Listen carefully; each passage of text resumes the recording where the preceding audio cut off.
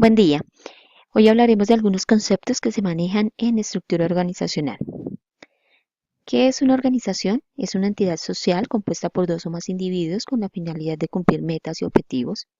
En síntesis, la organización constituye el objeto de estudio de la administración y se conforma por el conjunto de elementos materiales e inmateriales, tecnológicos y humanos, reunidos a través del desempeño de una dirección para el logro de fines específicos. Existe una diversidad de tipos de organizaciones, por ejemplo, las universidades, empresas de servicios, colegios, instituciones armadas, clubes sociales, la familia, etcétera. Cada de ellos pues con unas características específicas. Los elementos de la organización son los objetivos, estos deben ser verificables, precisos y realizables. Para que sean verificables, deben ser cualitativos y para que sean precisos, pues deben ser cuantitativos. Tiene que haber una clara definición de los deberes, derechos y actividades de cada persona. Se tiene que fijar el área de autoridad de cada persona, lo que cada uno debe hacer para alcanzar las metas. Saber cómo, dónde obtener la información necesaria para cada actividad. Cada persona debe saber dónde conseguir la información y le debe ser facilitada. Em, ¿Qué es la estructura organizacional? Em, la finalidad de una estructura organizacional es establecer un sistema de roles que han de desarrollar los miembros de una entidad para trabajar juntos de forma óptima y que se alcancen las metas fijadas en la planificación. Algunas de sus características son la especialización, forma según la cual se divide el trabajo en tareas más simples y cómo éstas son agrupadas en unidades organizativas. Coordinación y áreas de mando. Hay determinados grupos bajo el mando de un supervisor. Formalización.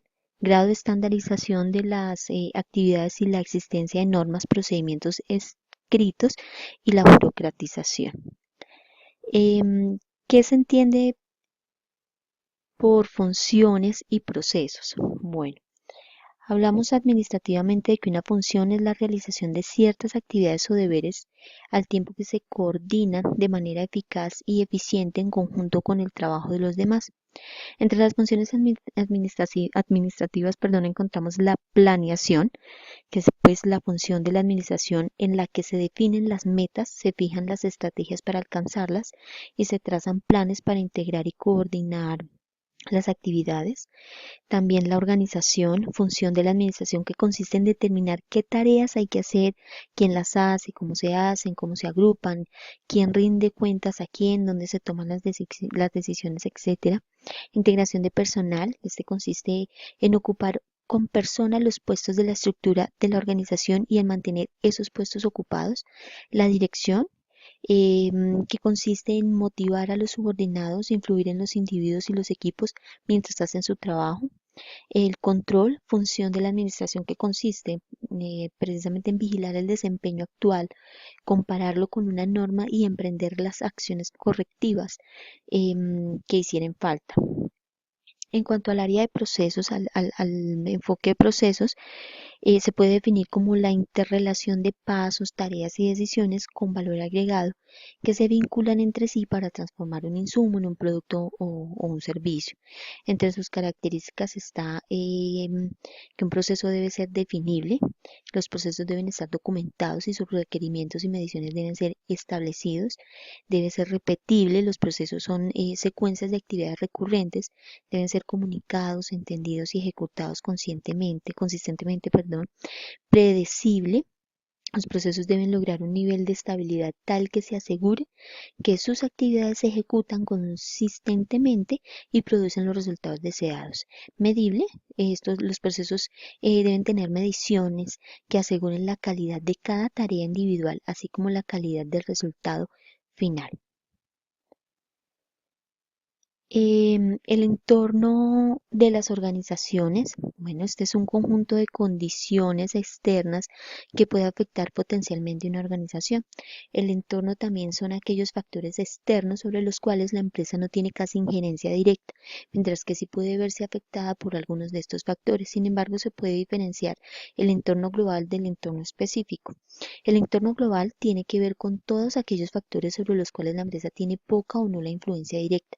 pero que al agruparse con otra empresa recobra su capacidad de afectar estos factores por medio del lobby. Cuando las decisiones de la empresa modifican ciertos factores relacionados directamente con su actividad, estamos hablando de factores que componen el entorno específico o sectorial de la firma.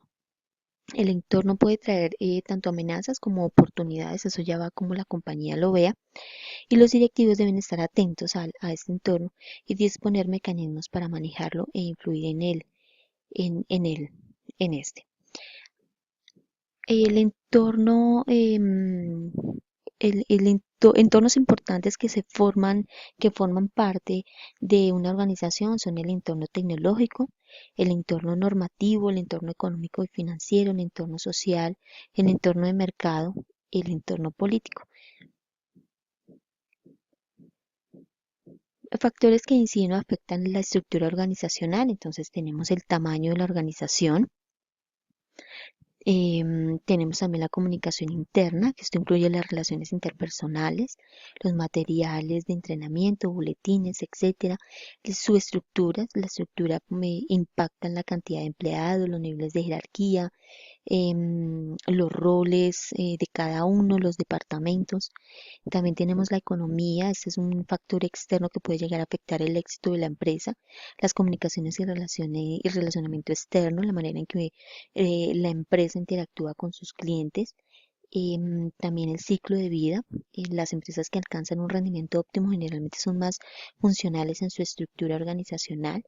La estrategia que la compañía maneja, las estrategias de negocio también son factores en el desarrollo de la estructura de la organización, entre esos.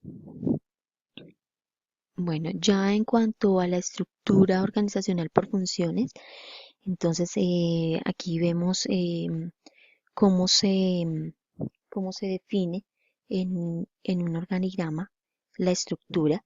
Esta estructura por funciones reúne en un departamento a todos los que se dedican a una actividad o varias relacionadas que se denominan funciones. Es el tipo de estructura organizacional que aplica el principio funcional o principio de la especialización de las funciones para cada tarea. Es probable que la organización funcional sea la forma más lógica o básica de divisiones por departamentos.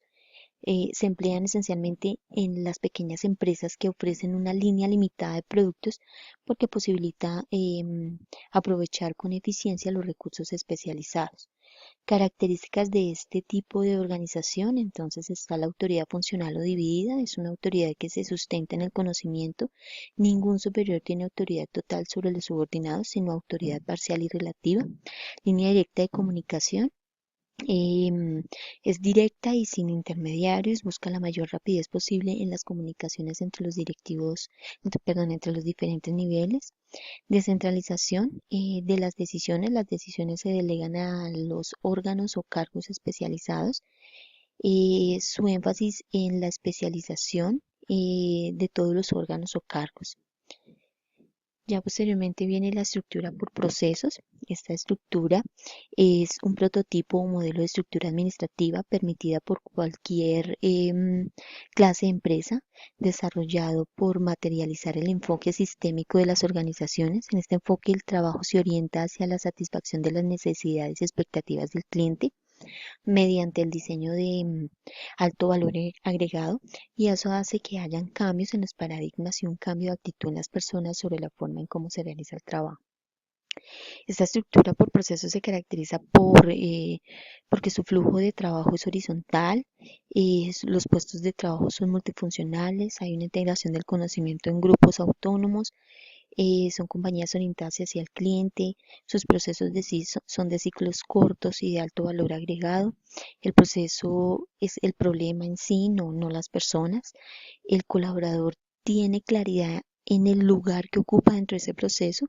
Se evalúa siempre por lo general el proceso y no las personas. Bueno, por el momento este es mi aporte a la actividad. Mil gracias.